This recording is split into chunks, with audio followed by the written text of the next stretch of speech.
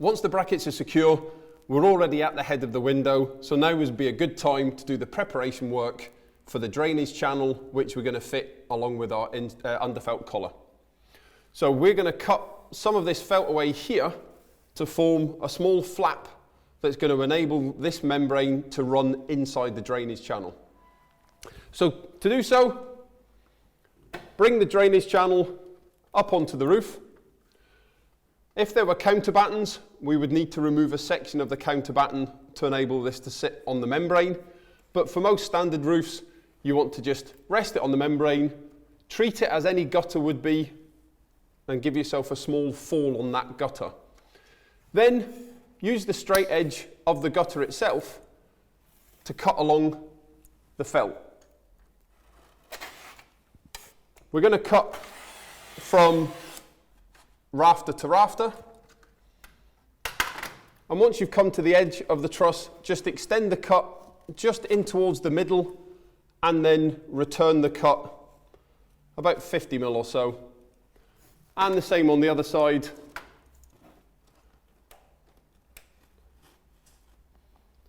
And this gives you a nice little flap in that membrane, which will eventually slot inside like so.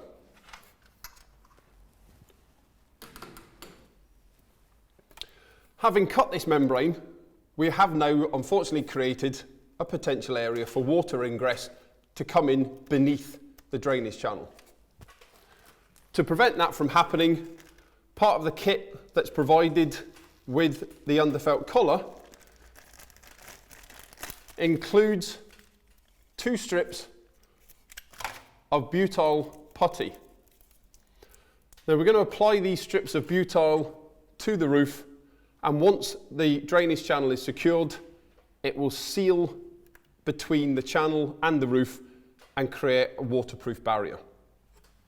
So we're going to peel off a section of the butyl, and we're going to stick it just along the outside edge of each cut. Now use the whole strip, because you can't really go wrong with putting too much butyl, because the more we apply, the more we're protecting that cut. So just push this down so it adheres to the membrane.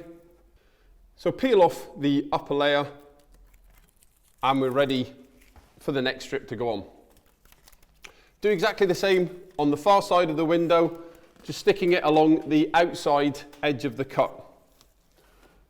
So as before, just place it well above, push down into the membrane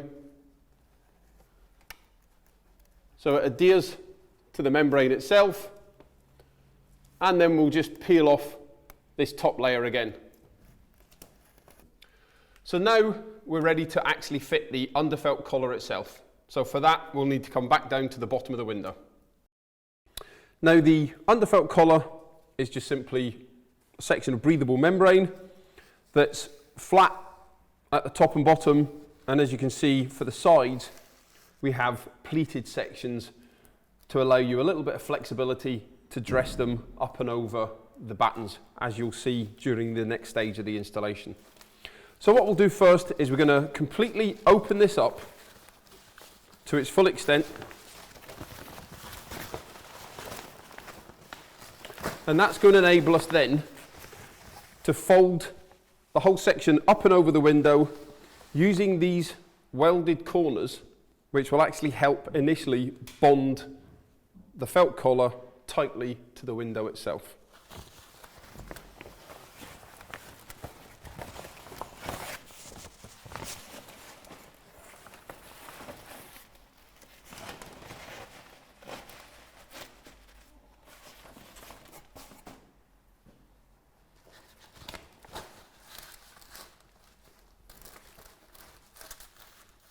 So the next stage, with it all sat around here, is we'll tuck this underneath the batten, and then we can start fixing this to the window. So we'll now take this section and just lift up the batten to allow the membrane to tuck underneath.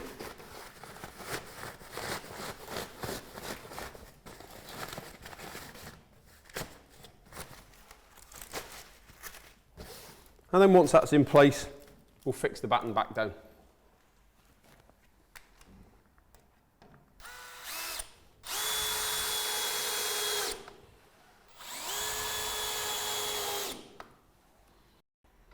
Now, to secure the felt collar to the window itself, we've incorporated more of the butyl putty that you saw earlier. That way, it doesn't matter if it's pine, white painted pine, or polyurethane, or whether it's centre pivot, top hung, or what have you, you can still attach the collar to the window in the same way. So we'll just be lining this up so it remains level to the top edge of that frame. So peeling off the cover here, we'll start to expose the butyl, and this first little tab we're just going to tuck around the corner of the window and secure that. And as we peel, we'll just stick this to the window as we go. By doing this, we're also helping enhance the airtightness of the window itself as well.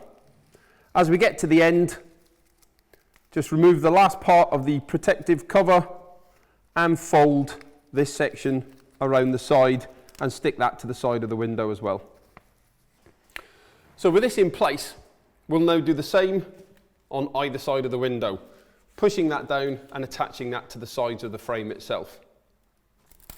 So we'll peel off the side. Now, as we stick the side section on, it's important that we just push our hand tight into the bottom of the window so that we keep a nice tight 90-degree angle at the side here. So don't try to push the membrane flush to the top edge of this frame. It is designed to sit about 3/4 of the way up. So as we get to the top, we'll just fold this section around the head of the window. And once we've done the same on the other side, we're able to just peel off this section along the top, fold that corner around as we've done previously, and then just follow this along, applying it to the window as we go. Fold the last corner around, and the collar's secured to the frame. We're now ready to start stapling the side sections around the battens, and that's the next part we're going to look at. So what we need to do next is to try and get this membrane to sit in as close a contact as possible to the existing roofing membrane. So we're just going to break these pleats apart where they bridge over the battens, and that then just gives you that little bit of flexibility to be able to then staple them to the batten like so. We're going to then carry that process on as we work our way up the roof. So when we come to the next batten, do the same again, bridge around, and then just staple these in. And just carry that on both sides of the window until you've covered the full length of the window itself.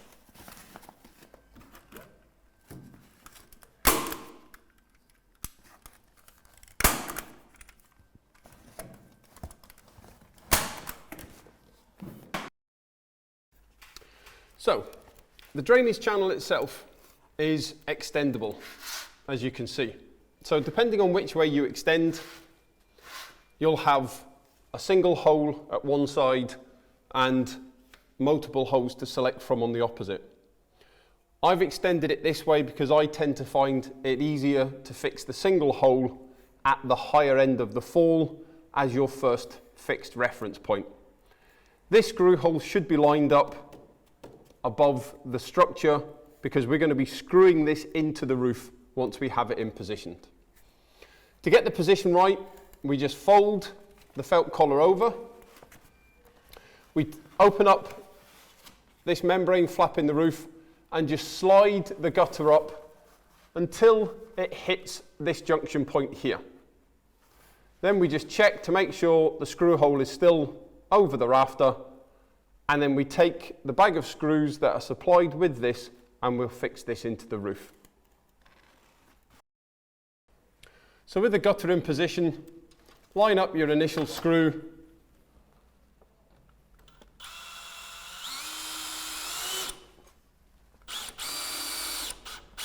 and fix that one into the roof structure. So with this one fixed, we come across to the other side, follow the same principle of just sliding up until we meet this junction point, fold the felt collar away, pin those in with the extra clips to keep it out of the way if you like, and then just extend this so that the gutter is protruding beyond the membrane, but we also have one of these holes lined up over the fixing point. Then just fix in with one of the other screws provided to secure that to the roof structure.